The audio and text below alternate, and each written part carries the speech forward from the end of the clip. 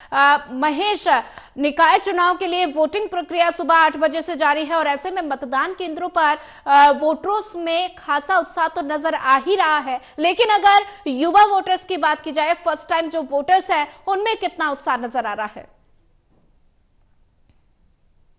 बुजुर्ग वोटर हैं वो मतदान केंद्रों तक पहुंचने शुरू हो गए थे। शुरुआत 7 बजने के साथ ही जो खासकर बुजुर्ग वोटर्स हैं वो मतदान केंद्रों तक पहुंचने शुरू हो गए थे। शुरुआत में ही अपने मताधिकार का इस्तेमाल इन बुजुर्ग वोटर्स की तरफ से करने की कोशिश की जा रही थी। हालांकि कुछ युवा वोटर्स भी सुबह 7 बजने के साथ ही मतदान केंद्रों तक पहुंच चुके थे और फिलहाल ये जिक्र किया जाए तो युवा वोटर्स में उत्साह तो देखने को मिल रहा है, लेकिन आए दिन हम लगातार जिस तरीके की बात कर रहे थे क्योंकि चुनावी मुकाबला जो है वो एक तरफा झुका हुआ नजर आ रहा है, जिसकी वजह से वोटर्स में उतना उत्साह देखने को नहीं मिल रहा। देखिए, भारतीय जनता पार्टी की विचारधारा से जुड़े लोग, भारतीय जनता पार्टी को पसंद करने वाले लोग जरूर पूरे उत्साह के साथ मतदान केंद्रों तक पहुंच रहे हैं, लेकिन जो विपक्षी विचारधारा के लोग हैं मुझे लगता है कि उन्हें कहीं ना कहीं कमजोरी की जो स्थिति है वो देखने को मिली है। उन्हें नहीं लगा कि जो विपक्षी उम्मीदवार है भारतीय जनता पार्टी के खिलाफ जिसे कांग्रेस पार्टी की तरफ से खड़ा किया गया, उसमें बहुत ज्यादा मजबूती चुनावी प्रचार प्रसार को लेकर, कोशिशों को लेकर, वोटों के बंदोबस्त को लेकर, मैनेजमेंट को लेकर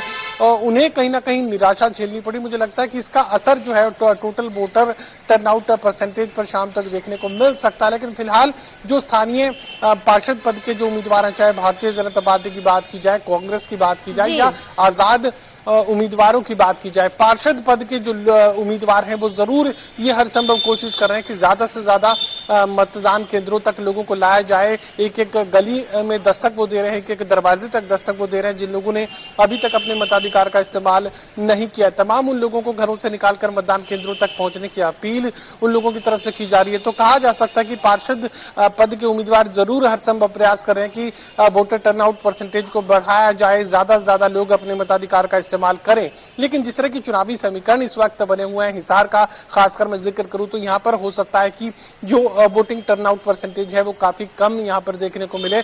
उत्साह शुरुआत में काफी ज्यादा था और उम्मीद, आशंका इस बात की जाहिर की जा सकती है कि जैसे जैसे ये वक्त आगे बीतता जाएगा वैसे वैसे दिन आगे बढ़ता जाएगा।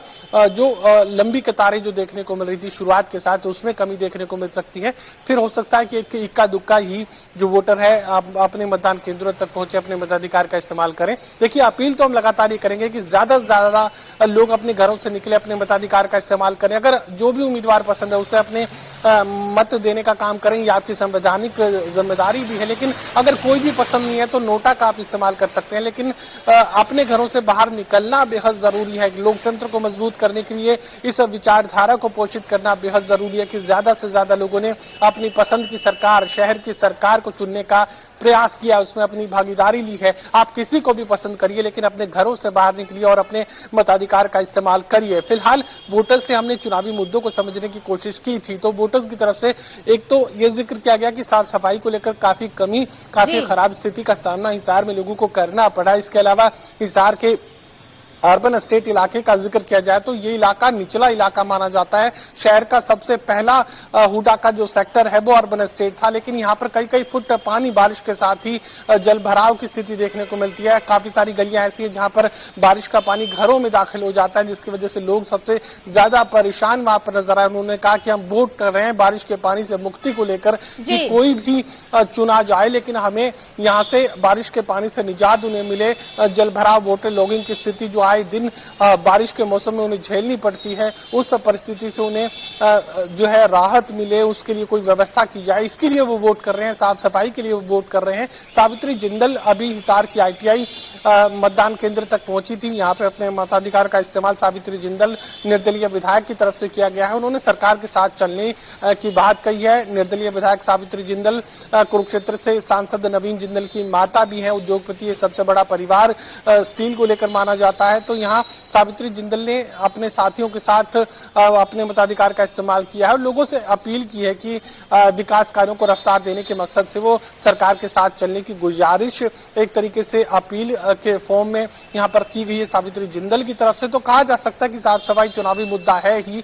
वोटर लॉगिंग की समस्याओं से निजात दिलाने के लिए लोगों की तरफ से अपने मताधिकार का इस्तेमाल किया जा रहा है। अच्छा खासा चुनावी प्रबंधन यहाँ पर देखने को मिल रहा है। भारतीय जनता पार्टी सबसे बेहतरीन चुनावी प्रबंधन के साथ चुनावी मैदान में खड़ी नजर आ रही है। जी महेश, नजर बना के रखिए। टोटल टीवी भी यही अपील कर रहा है कि ज्यादा से ज्यादा संख्या में मतदान केंद्रों पर पहुंचकर अपने मत का प्रयोग जरूर करें।